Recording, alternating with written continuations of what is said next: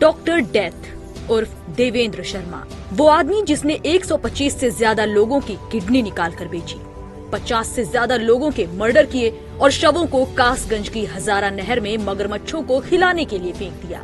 वो payroll jump करके कई बार अलीगढ़ में मौजूद अपने गांव पुरैनी आया। अतरौली छर्रा मार्ग पर ये गांव मौजूद है। इस गांव के बुजुर्ग कहते हैं कि देवेंद्र ने कभी किसी को परेशान नहीं किया, उल्टा वो तो लोगों की मदद करता था। लेकिन उसके एक बयान ने 21 साल पहले शिवराज सिंह नाम के बेकसूर को 8 साल की सजा दिला दी थी। शिवराज कहते हैं कि एक टैक्सी ड्राइवर से जुड़े मामले में हरियाणा पुलिस ने देवेंद्र को पकड़ा तो उसने उन्हें फंसा दिया, क्योंकि मामले के असली आरोपी का नाम भी शिवराज सिंह था। फिर मैं 22 दिन के बाद में फिर मैं पलवल कोर्ट में पेश किया। मैंने पलवल कोर्ट में भी मैंने जज साहब से गुहार लगाई कि साहब मैं निर्दोष आदमी, घर वालों ने मेरी जांच कराई, जांच में मैं निर्दोष पाया गया। निर्दोष की वजह से राहुल गांधी से मेरे घर वाले मिले। फरीदाबाद कोर्ट ने शिवराज को उम्र कैद की सजा सुनाई।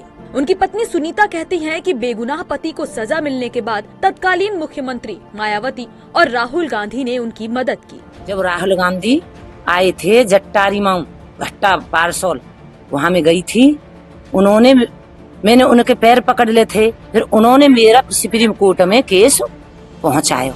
अब बात डॉक्टर डेथ और उसके गुनाहों की। दिल्ली पुलिस ने बताया कि डॉक्टर डेथ उर्फ देवेंद्र शर्मा अलीगढ़ में पढ़ाई करके बिहार चला गया। 1984 में BA MS किया। राजस्थान में क्लिनिक खोली जिसे 11 साल तक चलाया। 1994 में अपने गांव पुरैनी लौटा।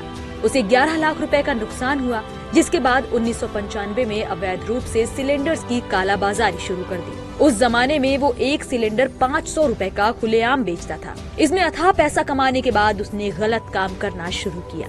1998 से 2004 तक देवेंद्र ने 125 से ज्यादा किडनी ट्रांसप्लांट अवैध तरीके से कराए। एक केस में उसे 5 से 7 लाख रुपए तक की कमाई हुई। साल 2004 में गुरुग्राम में पहली बार देवेंद्र शर्मा को किडनी केस में गिरफ्तार किया गया।